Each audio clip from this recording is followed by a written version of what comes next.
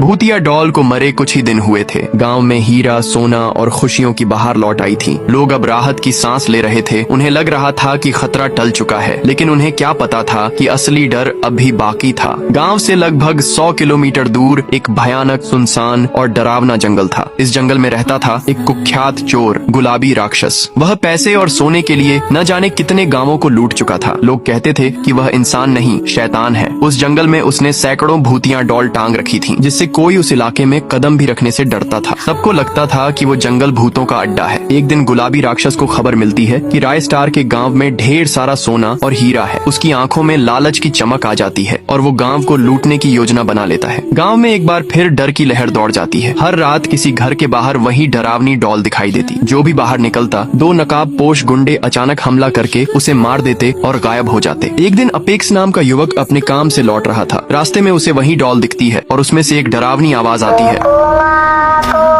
पीछे से 2 गुंडे आते हैं और उसे बेहोश कर देते हैं। धीरे धीरे गांव पर फिर से आतंक छा जाता है। लोग एक एक कर गायब होने लगते हैं और गांव से पलायन शुरू हो जाता है। अमावस्या की रात गुलाबी राक्षस और उसके गुंडे गांव में घुस आते हैं। कुछ ही घंटों में गांव का सारा सोना और हीरा लूट लेते हैं। हर गली और हर चौक पर सिर्फ भूतियां डॉल बची होती है। गांव फिर से खंडहर बन चुका था। राय स्टार इस बार चाहकर भी कुछ नहीं कर पाया। वह टूट चुका था। उसी समय रेड क्रिमिनल नाम का एक खोजी हेलीकॉप्टर में उड़ान भर रहा था। उड़ते हुए जब वह उस भूतिया जंगल के ऊपर पहुंचता है तो नीचे कुछ अजीब गतिविधियां देखता है। वह देखता है कि वहां तो भूत नहीं बल्कि इंसानी चोर सोने का बंटवारा कर रहे हैं। रेड क्रिमिनल बिना वक्त गंवाए जाकर सारी बात राय स्टार को बताता है। राय स्टार यह सुनकर आग बबूला हो जाता है। वह अपने हथियार उठाता है और अकेले ही उस जंगल की ओर निकल पड़ता है। जंगल के मुहाने पर उसे कुछ गुंडे मिलते हैं, लेकिन राय स्टार उन्हें चंद पलों में खत्म कर देता है। आगे बढ़ते हुए वह देखता है कि 2 चोर आपस में सोने को लेकर झगड़ रहे हैं। तभी उनमें से एक चोर चालाकी से दूसरे को मार देता है और हंसकर बोलता है, अब सारा सोना मेरा हुआ।